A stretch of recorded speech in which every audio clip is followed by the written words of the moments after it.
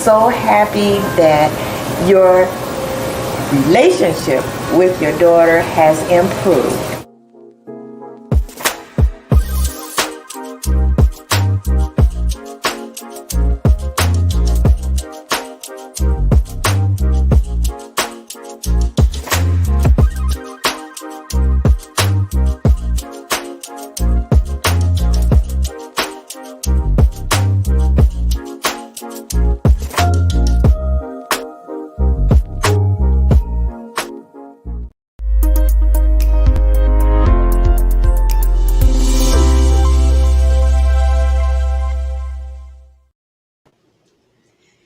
Good morning, good afternoon, good evening, wherever you are in the world. This is Dr. Janice Hooker Fortman with another episode of Relationship Matters TV. I hope everyone is doing fine, doing well, having a beautiful day, morning, or evening.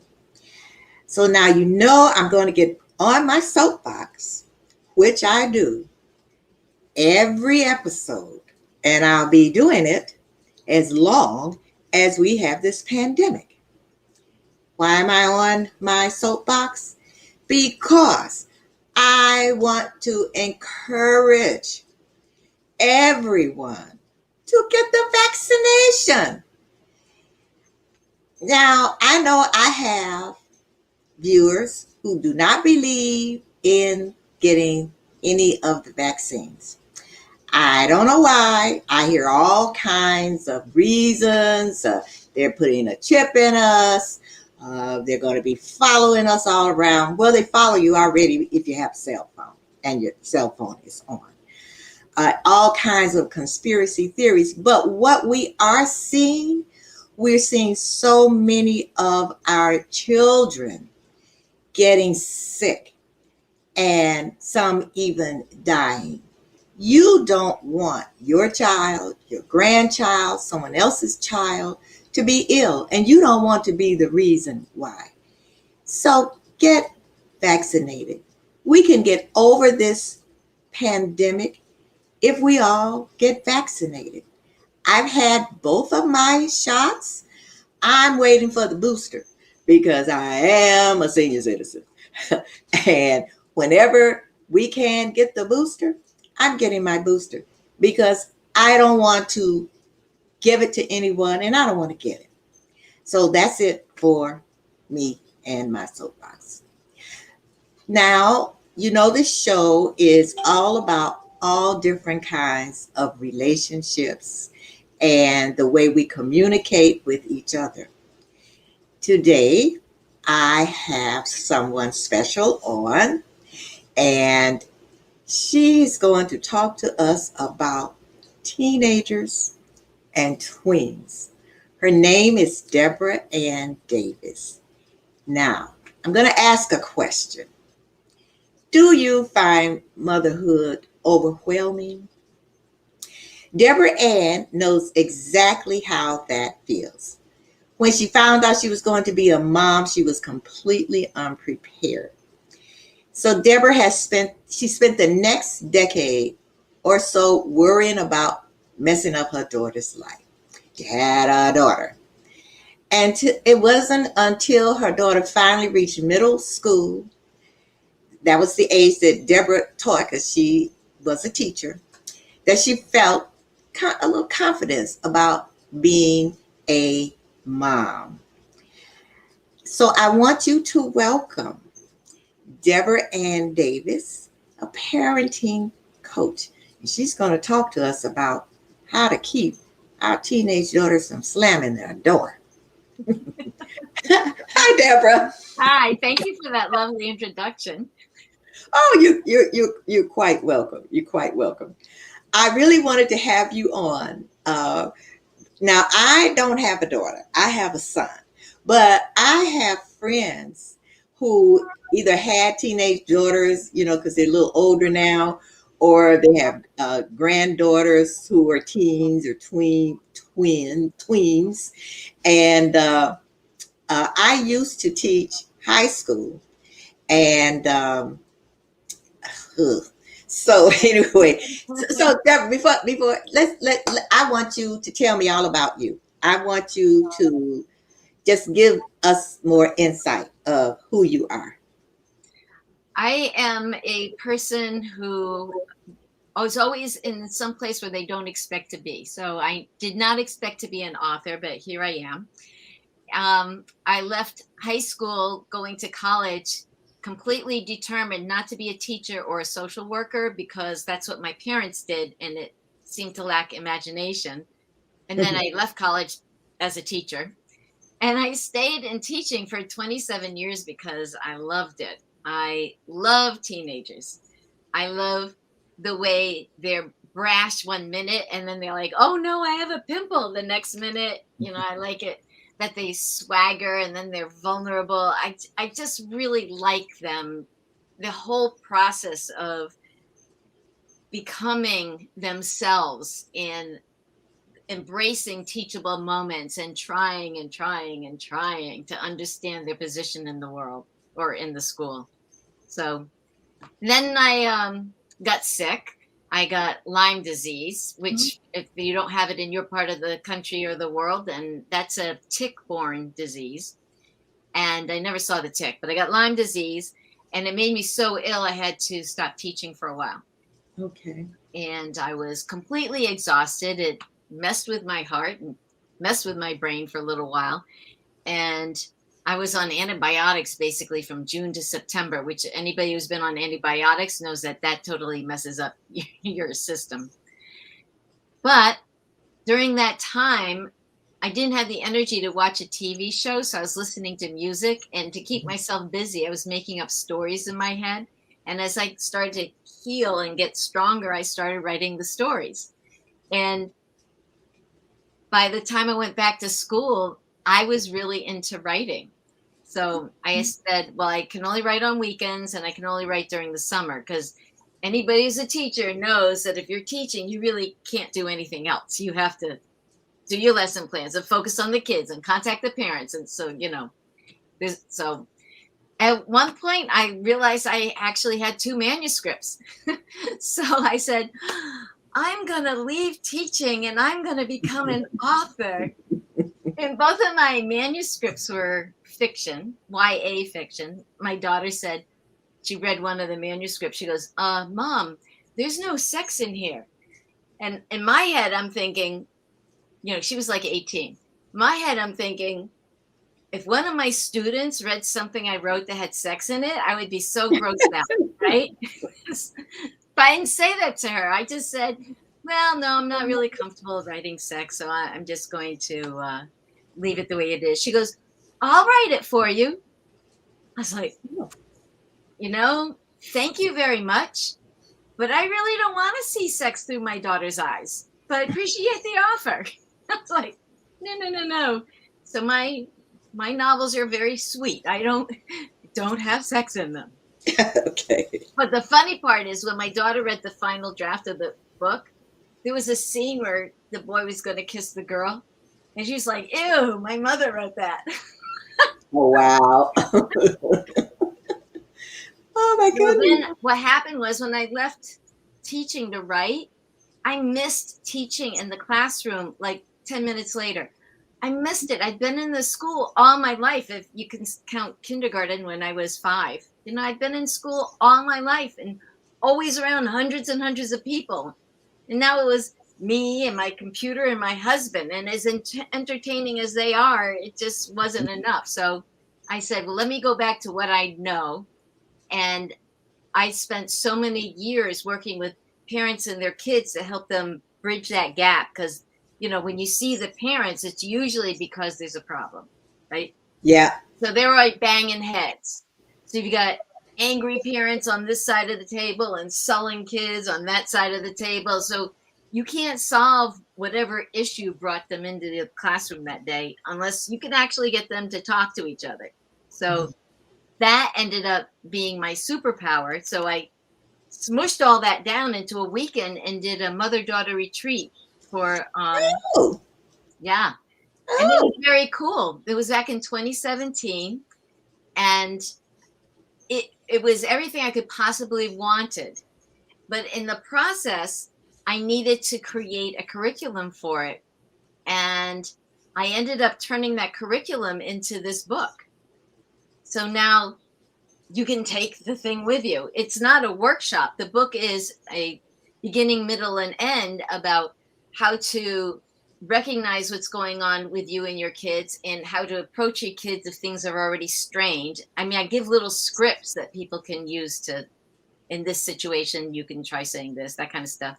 And then now that things are working out, here are some things you can do together to generate more pleasant memories together. And how to build trust and those kinds of things. So No. You know what? This is amazing because the things that you are saying, it's like, wait a minute. Is she a clone of me? And because when you taught 27 years, I taught 30 years. wow. And you gave a mother-daughter workshop. I also gave a mother-daughter workshop. High five. And so I'm listening to you, and it's like, oh, and like writing little curriculums and all of that, and like you said, when the parent comes, when you have to see the parent, of course there's something wrong. But I want to say something. I ask you a question. Okay, how to keep your daughter from slamming the door. Now, when I was coming up, you couldn't slam a door. Like, I wish I would have slammed the door. That's number one. And so it kind of intrigued me about how to keep your daughter from slamming the door. I couldn't slam the door. As a matter of fact, if I was allowed to close the door, I had to close it softly. Now that is if I was allowed to close the door. Most of the time is don't close that door. And when after I read some excerpts from your book, and there is a show host on national television, and I remember she was on and she was talking about her daughter, and she talked about how her daughter, would go in the room, teenager, slam the door, and so what she did, she took the door off the hinges, and she got so much flack. Oh my gosh. People are so judgy. Because, oh my God, she doesn't have any privacy. And she says she's in my house, and I am not going to have her slamming the door. So now, was your daughter, okay, people, just so you know, when they see me jumping, there were two flies in here. I don't know where they came from, but before the show, I was hunting one down, so I sprayed. Then I saw another one, and I just felt something. So if you see me grab something and go, I'm spraying a fly. But anyway, so was your daughter, the experiences with your daughter, is that kind of what helped you to write your book? So how was your daughter as a teen? Well, my daughter, we had a very tight unit, the three of us, when she was growing up, my husband, my daughter, myself. There was an awful lot of communication and conversation. And because of that, she didn't reach the levels of frustration that would bring her there. As a matter of fact, when I was writing this book, she said, Mom, you can't write that book. I never slammed the door. And I said, well, why do you think that is? So the whole purpose of the book is to keep them from getting to that point emotionally. Okay. It's not about the door slamming per se. It's about how did they get to that point and how do we relieve them of that? Because there is so much going on in the teenage life that you say to them, walk the dog, and they blow up at you. You've got this walking volcano in your house and you're like, where did that come from? So all of that is what I diffuse. That's what I unpack and reverse engineer, all that lingo, to help you figure out what's going on so that you can support your child and support yourself at the same time. Like what my daughter did do though, like she'd stomp off to her room and she'd close the door and it'd make like a little bang noise and she'd pop it open and said, "Oh, sorry, I didn't mean to do that." And she'd close it again, it'd make a noise and she'd open up, go, "Oh, I didn't mean to do that either." But the thing is about slamming the door, it is a pressure release. Your child has built up and built up and built up all this anxiety and upset and frustration, and there's no release. There's nowhere for them to go. And if you are part of that situation, if they're, say, fighting with you, they have no one to talk to because you are their parent and you are the one who rescues them. But now they can't be rescued by you because you're the one that they're banging their heads against. So there's nothing for them to do. And that's what they do is they release their energy. They stomp their feet. They yell. They scream into a pillow. They slam the door. All of those things are a big flag that says, I can't cope. Please help me. And we have to remember that those teenage tantrums are not things that are happening to us, the parents. They are things happening to that child. And they need you to rescue them because the child can't tell. When I just yelled at my mom and I said, I hate you, and I stomped off and I slammed the door. Wait, is that a bridge I've burned? I can't go back. Have I ruined my relationship with my mom completely? They can't tell because they're kids. They don't have a developed frontal cortex. They don't have a prefrontal lobe developed yet. They are working purely on reaction and risk-taking behavior and all those kinds of emotions that come out of it. And the bottom line is, and I can say this without any equivocation whatsoever, if they could do better at that moment, they would. They don't want to be behind their door with you mad on one side and them mad on the other side, and they haven't solved their problem yet. They want their problem solved. So let me ask you this. Now that you're talking about, what problem solving, or if they have a problem and they want the problem solved, what happens when the teenager trusts their friend's advice more than their mom's advice? Where does that come from?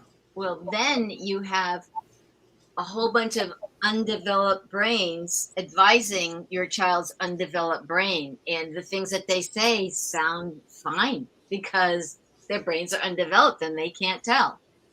So they're looking for an escape. They're looking for a solution. They're looking for someone who gets them. One of the things I did at my retreat was I had the parents and the children fill out learning style inventory. And it's kind of an odd thing about how the world doesn't understand how important learning styles are when it's been taught in schools for, decades and decades. But learning styles are the way we take in information, it's the way we process information, and it's the way we relate to the world. So when I had my attendees take these learning style inventories, first they had to take it as themselves. The moms took it and the daughters took it, and I wouldn't let them share it. And then I had them take it a second time, but this time they had to pretend they were the other person. What happened was all the moms nailed the girls. They got them exactly the same as the girls had identified themselves. They understood their children. But all of the girls labeled the moms with their own personality. So for the families who didn't have contentious relationships, turns out that they had the same learning style. And for everybody else who was banging heads, it was because their styles were different. Like, for example, your kid's out in the living room watching a TV show and you want them to take the garbage out. You are an auditory learner. You understand and learn things by listening. You're the kind of person who can drive in the car listening to this kind of a podcast and get the information out of it. Your child is a visual learner. Your child is someone who takes notes or needs to watch and see what's going on. So you say to your child, take the garbage out when you're done. And the child says, sure. But 5 hours later, the garbage is not taken out. And then you blow up at the child because it's, the 7,000th time this has happened. And the child feels blindsided, like, what is going on with my mother? Why is that happening? But if you had just written a sticky note and put it on the table in front of them and said garbage, when the show was over, they would have seen the note and go, and gone and taken out the garbage. So a lot of the conflicts you have is because you're approaching your child as if they are you. And in this weird year that we just had, where parents were now responsible for their kids, they were trying to help their kids do school from home the way the parent would learn best. So if the business of looking at a teacher on the screen was working for your child, then everything was fine. But if it wasn't working for your child and that method works fine for the parent would keep trying to get that method across. But there are so many ways that you can enhance education by making sure you are addressing their learning style. For example, you have an auditory learner and they have to write a report and they're not into the writing and stuff. Then you have them write the report, or they don't want to do revisions. You have them read the report into a tape recorder and then listen to it. And then they'll hear what they want to change. If you have a kinesthetic learner, then you have them do something like put the report on cards, and so they can read it and move it as they're reading it. Let me ask you a question before you go any further. As a parent, how do you know whether or not your child is an auditory learner, kinesthetic learner? How do you know that? Most parents, I don't think, really know. Well, I agree. And you'd be surprised how many people don't know what kind of learner they are. Because Right. I would have put myself in one category and I was completely in another. I mean, they overlap. Everything overlaps because everything is connected. But you have a strong area that is defined Right. too, right? Okay. Right. So you go and you take a learning style inventory. I have one on my website. So if anybody sends me an email at info@deborahanndavis.com, I'll send you the link to that, and then you can take it because it gives the instructions of that whole procedure I did with the retreat. Okay. But you take the learning style inventory, and if you've got a small child, the vocabulary would be too much for them. So you can take the learning style inventory for them because you know what their go-to thing is. And the inventory is like, 20 questions. Would you rather do this or would you rather do that? And then it tells you where you are. And then there's tons of stuff on the internet that you can look up, or you can get my book, but you can look up this stuff and you can say, I'm an auditory learner and I have a kinesthetic child. How do I help them? Or I have a visual child and they have an auditory teacher who doesn't write anything down. They just lecture. Like when I was in college, I was at University of Massachusetts, had these huge auditoriums with a teacher down at the bottom that looked like they were this big. I never did well in those classes because I couldn't really see what was going on. So you're a visual learner. I am very visual, but I'm also kinesthetic, which is why I'm a science teacher, because hands-on, touching labs, outside nature explorations. So, I found my niche with that. And I didn't even know what my learning styles were at the time. So knowing your teenagers or tweens' learning style, is that going to keep them from slamming the door? It will be paving the path towards that because you will now not bang your head in that arena. Okay. You won't bang heads in that arena. And when you say to them, and I advocate transparency. You say things aren't going well, and instead of trying to muscle through it, say, I'm the parent, I'm supposed to know what I'm doing. I used to say to my daughter, well, this is the first time I've been the mother of an 11-year-old, or this is the first time I've been the mother of a 15-year-old. I've taught 15-year-olds, but I've never parented a 15-year-old again. So, I mean, before. So I would just say, this is new for me and I'm learning as I go, and this works, but I didn't really like the way that turned out. So I'm going to go find something else because I think we can do better. It's just being transparent. And it's such an important thing to teach your kids because it means that mistakes are forgiven, they can be repaired. It doesn't make you a bad person or an incompetent person or any of those negative things. It's just a mistake. Okay. Right? And so then that means your kid can make a mistake and you repair the damage, you make things better going forward, and you learn something every time you make a mistake. That's the big learning curve that we do as we go through life. We make mistakes, we say, whoo, not going to do that again. And then we don't do it again. Well, that's one thing I always thought about how we don't. It's like what they say, flying the plane as you're building it, Yes, because saying. you're not taught how to be a parent. Exactly. And if you have one child, I know someone told me once, well, that first child, you really don't know what you're doing. But that second or that third child, you really kind of know a few things. But usually if you have more than one child, that second child is different from that first child. And that third child is different from that second and that first child. Mm-hmm. Exactly. So it's like so we're not taught,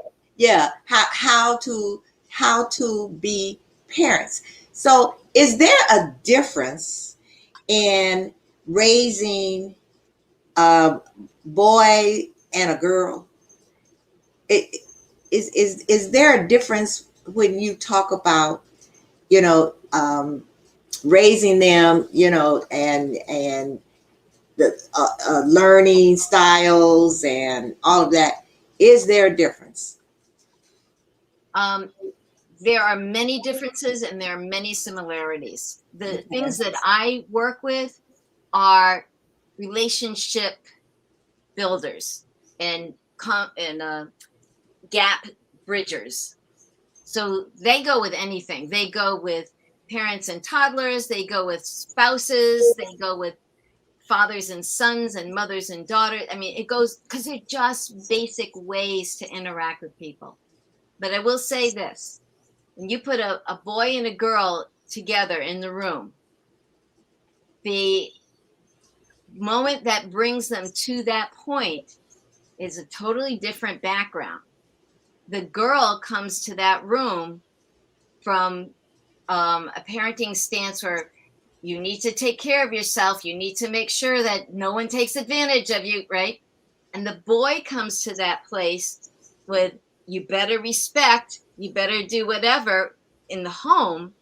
But the rest of the world is saying, you better have swagger and you better have game and you better be able to have a bunch of honeys and all that. I mean, they are given completely different messages. And now we've got a set of females who are being raised with kick butt and take name feminine heroines in all the movies and stuff, such. Mm-hmm. Parents don't know how to raise those children.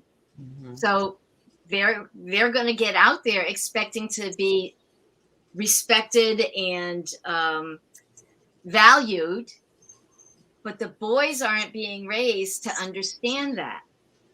Now, having said that, I do want to make this point. There is so much ridiculous hype about how much sexual involvement is going on in the schools. And it is not a real thing. What happens is the media perpetuates it. People tell stories about it. Some of the stories are their own. Some of the stories they make up. Some of the stories are their friends or even from some show they saw. But everyone keeps talking about how, oh yeah, the kids are doing it like rabbits in school. And actually, that's just not true. and I've taught in urban and rural, in low socioeconomic, in fairly high socioeconomic, or all schools, all different types. I've taught in the North, I've taught in the South. So I've been around hundreds and hundreds and hundreds of kids, and they all had the same kind of results when I asked them. Because you see, I was a science teacher, so I could ask anything when I was trying to show them how to collect data. So at the beginning of school, I'd give them one of those Scantron sheets. So you fill in the little bubbles, which they don't use those anymore because now everything's online. But they would fill them in with pencil and no names. It only had like 5 questions where, like, are you sexually active? And are you using drugs? Are you using alcohol? You know, those kinds of questions. Just yes or no. And then I would take the results from all of my classes and put them together. And then I would share the results with my classes the next day. And every single time, so I had mostly 9th graders and 10th graders, but I also had 11th graders and 12th graders. So I separated them that way. So the 9th and the 10th graders, everybody's thinking that everybody's having sex except them. So I would tell them it's really like 3 or 4% of your grade is fooling around. And they'd all go, oh, wait, no way. That's not happening. That's not true. Everybody's lying. I said, why would anybody lie? Your name's not on it. It's written in pencil. You're making little dots. There's no way I can connect it to you. Did any of you lie? And they'd all go, no, we didn't lie. So I'd say, all right, we'll just do it again. So we would take the little survey again. And the next day I'd bring back the results and they'd be the same. And they would not believe me. It didn't matter. I showed it to them twice. They would not believe me. As far as they were concerned, everybody else was having sex except them. Then I had my upperclassmen, the 11th and 12th graders, right? So if the 9th and 10th graders are around 3 or 4%, the upperclassmen, and these are people graduating, right? They were like at 9% having sex. 9%. So then why is it that me either? Okay, so why does the media perpetuate this? I mean, why is this perpetuated if this is what they're doing? Interesting. Okay. Don't you remember those old films with like sweet 16 Candles and I can't even remember them. There were all those movies, Ferris Bueller's Day Off and all those where people were always having crazy parties and then getting drunk and doing something. And that's what the story was about. And everybody thought that's what really was going on. And the parents were freaking out because they thought it was representative of what was going on in their kids' school. And even in my house, when I would talk about this stuff in my house, my daughter would say, yeah, well, that's your schools. My schools aren't like that. My school is, you know. And I'd say to her, who can you name? Who do you know for sure? You don't know anybody for sure. And and then the CDC, Center for Disease Control, teamed up with 17 magazine, and they did a similar poll nationwide. Mm-hmm. And their numbers were just a little bit higher than mine, like 7% for the younger ones and 11% for the older ones. Really? Nationally. Really? Very interesting. And it turns out that the girls who do have sex, most of them are unhappy about it. Like 85% of them are unhappy about it, wish they hadn't. And all of them did it because they thought because everybody else was doing it. Wow. Yes. And good luck, parents, sharing that with your kids because they're not going to believe you. But say it to them anyway. Okay. They will hear you. Okay. They will wonder. And they'll question when those stories come across the cafeteria. Okay.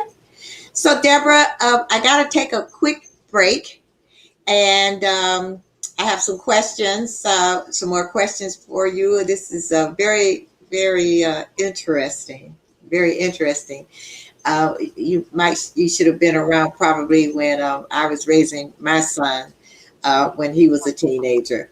You know, But I really hope that there are a lot of moms out there and grandmoms and aunts and who are really listening to this, because we always talk about the teenage years. Yeah. And like, oh, wow, he's a teenager, she's a teenager. But anyway, we will be right back.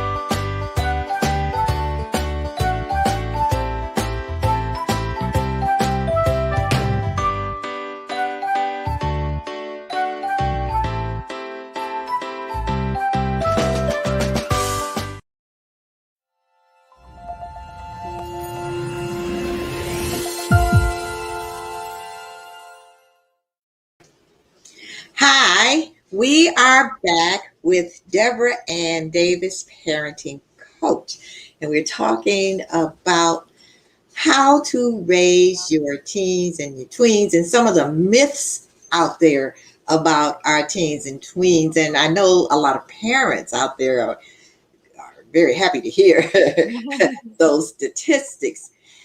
So now, I asked you about, the difference between raising boys and girls. So tell me, what are some of the common mistakes parents make when raising a tween or a teen? The biggest one, I think, has to do with not understanding where their child is coming from, and that is the learning styles inventory Okay. solution. Okay. Then what happens is, if you can bridge that gap, then and you say to them, we're going to try stuff that's a little different because I think we can do better. They'll be looking for that. Right now, if you're banging heads, right now they don't trust you. That they can't tell what's going to make you blow up and what's not going to make you blow up, because they're trying to look at you through their kid lens and they can't tell the difference. So for them, it's this big crapshoot. And, it's like once burned, twice shy. No, once burned, twice shy. Yes, that's right. So now, what you're doing is saying, I'm aware that things aren't good and I think we can do better. So I'm going to try this other thing. So you try this other thing and you say, I didn't really like that. I'm going to look for something else. And then you try another thing. And then you say, hey, you know what? I like that. How about you? Did you like the way that went? And you get their input. And then you say, so let's you and me try to do this. And then all of a sudden, you and your child are on the same side. So you say, the next time you've got a problem, let's you and me solve it together, right? So now you've got a child who's the walking volcano, okay? And then if you're trying to talk to an angry teenager, that's like trying to teach a pig to sing. It doesn't work when you end up annoying the pig, right? So don't even bother trying to have a logical conversation in the face of all that emotion. Those two things don't go together. But when things are calm and neutral, then you have the conversation. This is what I want to do. This is what I want to try. So for those walking volcanoes, you say to them, when you blow up like that, I am fully aware that you have an issue and you need help with it and you need to solve something. But to be perfectly honest with you, when you're yelling or waving your arms or whatever it is that they do, I get so distracted by that, I really can't hear your message. Okay. So this is what we're going to do. This is called the step back and come back technique. When one of us blows up, we're going to step back, we're going to gather our wits, and then when we feel better, we're going to come back together and we're going to get on the same side and solve that problem. Because I just can't hear you when you're yelling. I can't get your message. I just get emotional and it gets lost and then nothing gets solved. So let's try this. Let's see what happens. Okay. All right. And so now, do you coach mothers and daughters? Do you? I know you said you had a retreat, but as far as your book and curriculum are concerned, do you still work with mothers and daughters? And if you do, or mothers and daughters who have taken your book, read it, and used your curriculum, is it working? Yes, it is working. The Okay. thing is that you can take the book and you can adjust it and use it according to your personal situation. There's so many things in there that you can do, that what you do is you pick some and you find the ones that resonate with you, and then you use those. And if they work, you use them again. If they don't, you get something else. So But I would still start across the board with a learning style inventory. Or you could do a personality test, but your kids are in school. So you might as well do the learning style inventory, because if they have a teacher who has a different learning style than them, they will have that'll be the way they teach. Yeah. So if your child has a different learning style than the teacher, they may not be able to recognize the lessons are being taught from the teacher and what the child's trying to show them that they've learned.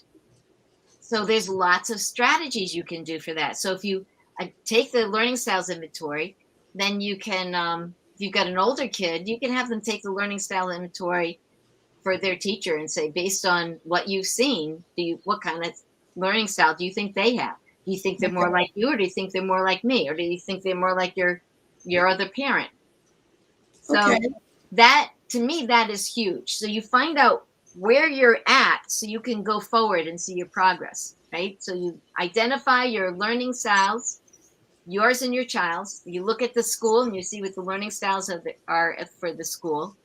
If you end up having distance learning again, then you find the techniques that work for your child with the learning style. For example, if you're a kinesthetic learner who can't sit in front of the computer for hours, you get permission to videotape the lesson, and then you make them sit there for 15-minute increments and then go do some push-ups and then come back, right? Okay. I mean, there's ways for you to enhance the learning, even if it's not the optimal style for them. Okay. Can you imagine how many conflicts will be reduced in your lives if you take care of that one aspect? It's very, that's very interesting. I never thought of that. I never thought about learning styles, the differences in the learning styles when it comes to raising your children. Yeah. And so, and I'm listening to you and I'm thinking, okay, as far as my son, although he, I never had any issues with him, but then I started thinking, well, what is his learning style? And as opposed to my learning style, and like you say, when they can intertwine, because I'm a visual learner, but I'm also an auditory learner. I, like to hear, but then I like to read it. But like kinesthetic touching, that's not me. So I'm gonna have to find out, just for my own edification, what his learning style is. I think this was something extremely interesting, extremely different. So I have a question here from Sandy Barney Ennis, and she says, are you making the child aware of their learning style? Absolutely, because that gives them power. Okay. See, now the thing is, you can't say, well, this is what you're good at, and if you end up with something else in the situation, then you're not going to do well. That's not it. This is not an excuse to not do well. The thing is, in school, you're basically required to be able to handle all the learning styles. It's when you leave school and you get a job that, if you've got a job you love, then you've landed in a job that is in step with your learning style. If you're in a job that you don't love, it's either because the environment's not good, which is a separate issue, or you're doing something that you may be good at, but it's not your learning style. It's not what makes you happy. But in school, you don't have choice. You have to do gym, which is kinesthetic. You have to do home ec, which is kinesthetic. Of course, they don't have home ec anymore, but unfortunately, I know, seriously. And right. And they're making laws that say that gym is not required for graduation. Oh my gosh. Don't even get me started in that direction. That's another show.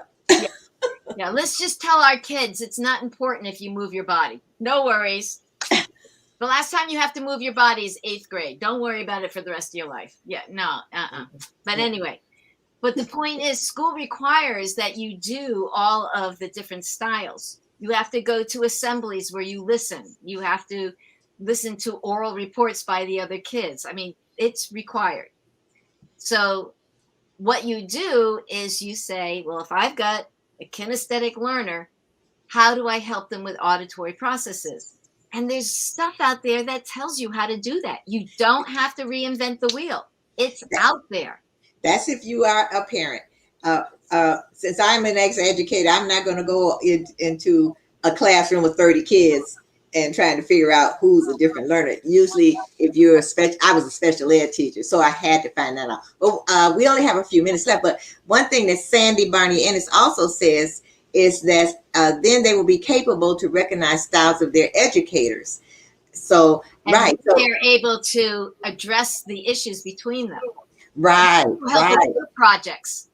You said what? It will also help with group projects. You know, you have the person who's kinesthetic, you're going to put the project together. The person who's visual, you're going to go do the research. The person who's auditory, you're going to prepare the speech. And I can see where it really will help with your children, because a lot of times, you know, parents will give directions, you know, auditory directions, and the kid is just still not doing it, you know. And so maybe with this kid, you need to take this and say, this is what I'm trying to show you. This is it right here. And then the kid says, oh, that's what you mean, you know. So very, very interesting, Deborah. We got to have you back. It always seems the time goes by so quickly, but I want to put your, oh dear, I'm on another computer, people. So I want to put your information here. So if people want to reach you, they can go to info@deborahanndavis.com. Mm-hmm. info@deborahanndavis.com. And you know what, Deborah, we're going to do something together, because I would love that. You are with the teenagers, and then as that's your niche, and mine is the adults, and that relationship. And when you talk about teenagers and really preparing teenagers to be adults, mm-hmm. and especially adult daughters. Mm-hmm. And you also have a Facebook group. Yes.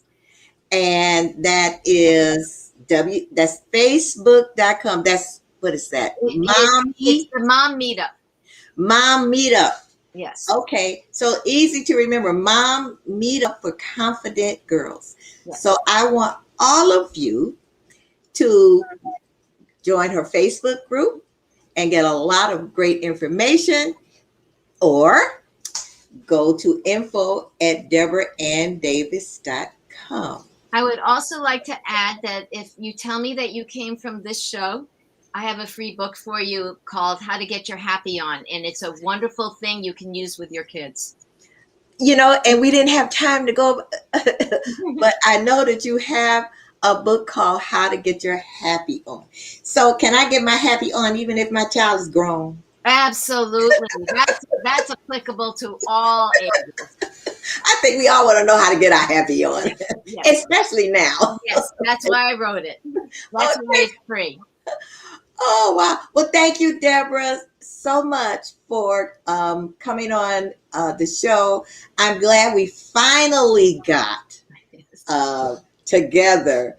And I know you were having some issues with your mom, and I, you know, prayer works. And of course, yes, and we all praying for your mom. Thank you. And so I really appreciate you coming. And like I said, we're going to do some things together. So you take care, and you have the rest of your day be a very blessed day. Thank you for having me. It was all right. Okay. Bye-bye. Boy, this was great. A lot of great information, especially for parents of tweens and teens. wow, I think she should have been around when I was raising my son. And even though there was no problems, but still in all, it would have been great to know what his learning style was. So I guess he could say, Mom, you already told me that. You don't need to tell me that anymore. So this has been another great episode of Relationship Matters. And I appreciate all of you for coming. And just say hello. I always see how many people are on, but you don't say anything. I see the hearts and I see the thumbs up. But sometimes just say, hey, how are you? I'm here. I'm enjoying the show. I appreciate all of you coming as usual. And I want to see you again next week. Next week, we have, what is his name? His name is Michael Studley. He is a retired judge, and he wrote this book all about his friends and teenage friends, as a matter of fact. But and they're still friends today, and the impact that they've had on his life all the way up to now that he's retired. Relationships matter, and there are all kinds of relationships. So I want you to remember that. I want all of you to have a beautifully blessed rest of your day, morning or evening. And once again, I'm going to say to you, get vaccinated. All right. Bye-bye. See you next week.